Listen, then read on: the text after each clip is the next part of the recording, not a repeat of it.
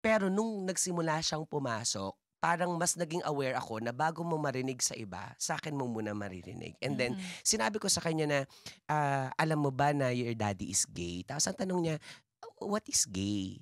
So sabi ko parang, gay is like, it doesn't matter who's you gonna love. Ganyan, kung Hmm. sino magiging partner mo. Akala ko nung unang conversation namin, naintindihan na niya. Mm. Hmm. Very smart kasi si Aldeo eh.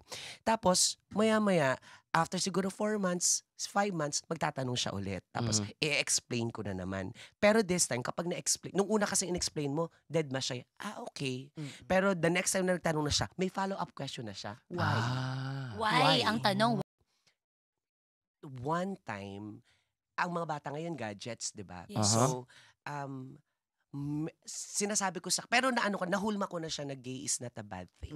Although laging ramdam ko may question mark sa kanya as a young boy. Yes, yes. And then nung naglalaro sila nung gadgets ng mga classmates niya, I heard na parang sinabi niya na, okay, your daddy is gay. Kasi kilala ako sa content creator tayo, napapanood tayo. And then siguro yung mga magulang ng kaklase ng anak ko, nasasabi na, daddy Kilala yan, ko yan, ganito, oo. blah, blah, blah, chu, chu, chu, chu, chu, chu, chu. So, eto true. And I'm, naging proud ako sa anak ko nung sa laro, di ba, ang dami yung nagsasalita, convo, ganyan. Sabi nung your daddy is gay. Tapos nagtatawanan yung mga kaklase. Tapos, dinig na dinig ko, sinabi ng anak ko, the next time you laugh about my dad being gay, you're not my friends anymore. oh.